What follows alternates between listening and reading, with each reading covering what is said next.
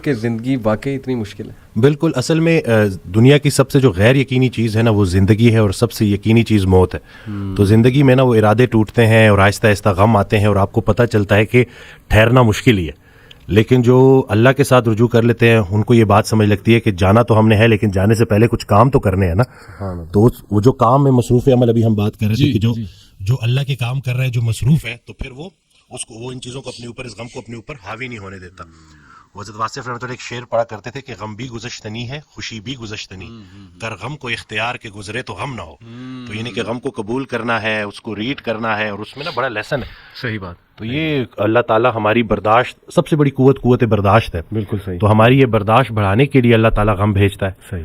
اور آہستہ آہستہ صبر کے ذریعے, نماز کے ذریعے انسان جو ہے نا اس مشکل سے نکل آتا ہے, کیونکہ اللہ کا وعدہ ہے کہ ہر سختی کے ساتھ آسانی ہے.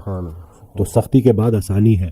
اور اکثر لوگ جو نا امید ہو جاتے ہیں نا, تو اللہ کی رحمت سے نا امید ہونا اصل میں اپنے مستقبل سے نا امید ہونا ہے. تو جب آپ اللہ سے پر امید رہتے ہو, ہوپ فل رہتے ہو, تو پھر وہ دن خیر سے گزر جاتے ہیں. کیا بات. وسیم بھائی, اگر ہم دنیا پہ نظر دوڑائیں, ایسے غم ہے نا, یعنی لوگوں کی جب سٹوریز سنتے ہیں اور اوور آل ورلڈ میں دیکھ لیں آپ, اور جو ہسٹری میں پاسٹ میں ہوا ہے, مطلب ایسے غم آپ کو نظر آئیں گے نا کہ انسان رو پڑتا ہے کہ یار واقعی دنیا میں بڑا غم ہے. لیکن اگر ہم یہیں پہ رک جائیں نا کہ بس دنیا میں بڑا غم ہے, زندگی بہت مشکل ہے, تو پھر تو ہوپ لیسنس ہے, پھر تو جو ہے نا وہ ایک ڈارکنیس ہے, ایک اندھیرا ہے. دیٹس وائی آئی سے ٹو پیپل کہ دیکھو جو ایتھیزم ہے وہ یہیں پہ رک جاتا ہے. بالکل. وہ کہتے ہیں کہ بس we are all here and we are doomed, اور بس ٹھیک ہے, سفرنگ بھی ہے, کیوس بھی ہے, ڈارکنیس بھی ہے, اب کیا کر سکتے ہیں. بٹ جب تک اسلام ہمارے پاس ہے نا وسیم بھائی, دیکھیں اللہ سبحانہ و تعالیٰ نے پہلے ہی ہمیں بتا دیا, جیسے آپ نے کہا نا ایکسیپٹنس. بالکل. اللہ نے ہمیں ایکسیپٹنس دلائی ہے کہ دیکھو اس کو ایکسیپٹ کرو کہ یہ دنیا ایک مشکل کی جگہ ہوگی, یہاں تمہیں مشقت کرنی ہوگی, اسٹرگل کرنی ہوگی, وی ول ٹیسٹ یو. ہم دیکھیں گے تم میں سے کون ایمان والا ہے, کبھی بھوک سے, کبھی خوف سے, کبھی خوف کا انفیکٹ ذکر ہے کہ خوف سے ٹیسٹ کریں گے. آئی تھنک انگزائٹی میں خوف کا ایلیمنٹ کافی جو ہے وہ حاوی ہوتا ہے. پھر لاس آف لائف سے تمہیں ٹیسٹ کریں گے, لاس آف فروٹ سے تمہیں ٹیسٹ کریں گے, لیکن وبشر الصابرین. اور دیکھیں اللہ نے پورا طریقہ بتایا ہے کہ دیکھو نا امید نہیں ہونا ہے. اگر یہ پرابلمز آ جاتے ہیں تو پھر اللہ طریقہ بھی بتا رہا ہے کہ تم نے ہوپ کیسے پکڑنا ہے. جیسے آپ نے کہا کہ نماز ہے, پھر صبر ہے. تو how amazing is the philosophy of our religion. بالکل سبحان اللہ. اور جو ایتھیسٹ جو نہ ماننے والا ہے, وہ میں اس کو یہی بولوں گا کہ وہ بیچارہ اللہ کی نعمتیں بھی استعمال کرتا ہے اور اللہ کو مانتا بھی نہیں ہے. ٹھیک ہے نا. تو تحقیق جو ہے نا وہ آپ کو بعد میں وہاں پہ پہنچائے گی جہاں تسلیم پہنچائے گی آپ کو پہلے. تو جو سرنڈر کرنا ہے نا, یہی سب کچھ ہم نے کرنا ہے. ایک آڈیو میں وہ بیان کر رہے تھے حضرت, تو انہوں نے کہا کہ پورا سرنڈر کرنا ہے. تو جواب آیا کہ حضرت اتنی کمزور صلاحیتوں کے ساتھ پورا سرنڈر کیسے کرو؟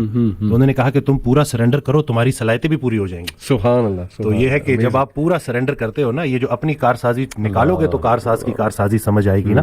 تو یہ جو اللہ ہے نا, یہ ہمارے ارادوں کو توڑتا ہے, اور نہیں آتی کوئی پریشانی اس وقت تک جب تک وہ بڑی پریشانی کو ٹالنے نہ آئی ہو. وہ ایک واقعہ سناتے تھے کہ ایک بندہ ایک اللہ والے کے پاس جاتا ہے اور کہتا ہے کہ میرا مکان نہیں بک رہا, تو دعا کریں. تو انہوں نے کہا کہ نہیں تمہارا مکان نہیں بکے گا, جاؤ. تو وہ بڑا پریشان ہوتا ہے, پھر دوبارہ جاتا ہے, کہتا ہے کہ آپ دعا کریں. کہتے چلو میں دعا کر دیتا ہوں. وہ مکان بک جاتا ہے. تو وہ اس اللہ والے کے پاس جاتا ہے اور اس سے پوچھتا ہے کہ آپ جب میں پہلی دفعہ آیا تو آپ نے کہا کہ مکان نہیں بکے گا, صحیح, اور جب دوسری دفعہ آیا تو آپ نے کہا کہ بک جائے گا. تو کہتے ہیں کہ پہلی دفعہ جب تم آئے تھے تمہارا ماتھا روشن لگ رہا تھا, صحیح, تمہارے ماتھے پہ خوش قسمتی کے آثار تھے. دوسری دفعہ جب تم آئے تو تمہارے ماتھے سے بدقسمتی کے آثار آ رہے تھے, کیونکہ بڑا بدقسمت ہے وہ انسان جس کی زندگی میں اس کا گھر بک جائے. تو جو چیز تم اپنے لیے پسند کر رہے ہو, جس چیز پہ تم جشن منا رہے ہو, وہ اصل میں تمہارے استغفر اللہ کا مقام ہے, جس کو تم الحمدللہ کہہ رہے ہو. انسان جو ہے نا وہ جلد باز ہے. وہ کہتا ہے کہ بس میرے اللہ کو اپنے مطابق چلانا چاہتا ہے. صحیح بات. اور اللہ نے ہمارے لیے کتنی خیر رکھی ہوئی ہے, کتنی آسانی رکھی ہوئی ہے, ہمیں خوش کرنے کے لیے اللہ کے پاس اتنا کچھ ہے, لیکن ہم جلد بازی میں اور نا امیدی میں اس سے محروم ہو جاتے ہیں. اور شیطان جو ہے نا وہ ہماری رگوں میں خون کی طرح دوڑتا ہے. صحیح. تو اس کا طریقہ واردات ہے ہی یہ وسوسہ دینا. وسوسہ جو ہے نا وہ ایمان کی نفی ہے, اور یقین جو ہے نا وہ وسوسے کو نفی کرتا ہے. کیا بات. تو ہم نے یقین کو پختہ کرنا ہے. یقین نور ہے, شک اندھیرا ہے.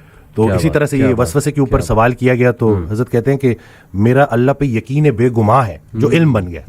تم بھی وہ یقین پیدا کر لو, تمہیں بھی علم مل جائے گا. زبردست. تو یہ جو شک ہے نا وسوسہ, یہ آج کل بڑا کامن ہے, یہ لوگ اسی وجہ سے نا اندھیروں میں ہیں. جی, تو شک کی وجہ سے. بالکل.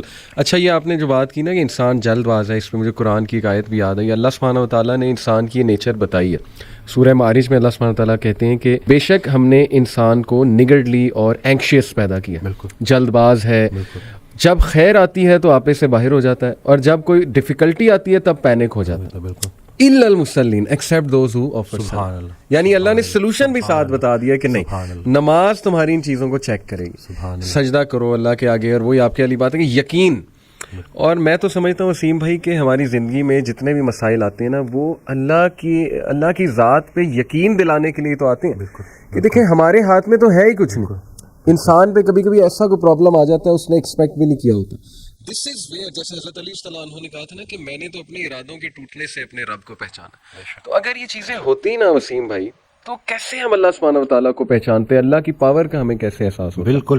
اشفاق احمد صاحب کی بات سے آپ نے سٹارٹ کیا تھا تو مجھے ایک واقعہ یاد آ گیا کہ ایک شخص ان کے پاس گیا اور کہا کہ اشفاق صاحب کوئی زندگی آسان کرنے کی ٹپ دے دیں. تو انہوں نے کہا میں تمہیں موت آسان کرنے کی ٹپ نہ دوں. تو کہتے ہیں چلے وہی دے دیں. کہتے ہیں اگر تم اپنی موت آسان کرنا چاہتے ہو تو جاؤ کسی کی زندگی آسان کر دو. اللہ. تو جو اللہ کا کام کرنے والے ہوتے ہیں وہ گلہ نہیں کرتے, وہ شکر کرتے ہیں اور لوگوں کے کام آتے ہیں. وہ سارے کام جو ہے نا وہ اللہ پہ نہیں ڈالنے, اللہ کے بہت سارے کام ہیں جو ہم نے کرنے ہیں. اور دوسرا یہ کہ خواہشات, یہ جو دنیاوی خواہشات ہیں, یہ جو فانی چیزوں کی محبت ہے, آپ کو جیتے جی فانی کر دیتی ہیں. اور یہ جتنا کچھ بھی ہے نا, وہ ایک شعر ہے کہ تیرے سوا کروں پسند کیا تیری کائنات میں, دونوں جہاں کی نعمتیں قیمت بندگی نہیں.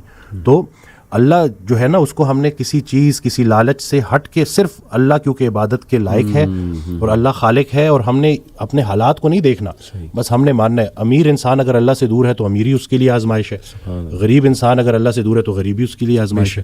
بلکہ وہ ایک آڈیو میں ارشاد فرماتے ہیں کہ جو غریب ہے نا وہ بھی غنی ہو سکتا ہے, وہ غریب غنی ہے جس کی امیر کے مال پہ نظر نہیں ہے. تو اب وہ دیکھیں نا کہ کتنا آسان ہے ہمارے لیے نا, زبردست. لیکن یہی ہے کہ اس کو پریکٹس کرنا. اور پھر یہی ہے کہ جو کامیابی کا ہم نے جو ایک معیار رکھ دیا ہے وہ صرف یہی ہے کہ بینک بیلنس اور یہی سب کچھ. تو انسان بھی بیچارہ نا بڑے بڑے گھر بناتا ہے اور سوتا اسی ایک چھوٹی سی تنگ سی جگہ پہ ہے, بستر پہ, جتنی اس نے قبر میں سونا ہے. صحیح بات. اور یہ ہے کہ وہ حضرت کہتے ہیں کہ جو چیزیں تم نے اپنے مرنے کے بعد ویسی چھوڑ جانی اس کو اپنی زندگی میں کیوں نہ چھوڑ دو. ایک اور جگہ کہتے ہیں کہ جن کو تم نے اپنے مرنے کا غم دے کے جانا ہے ان کو اپنی زندگی میں تھوڑی خوشیاں تو دے جاؤ.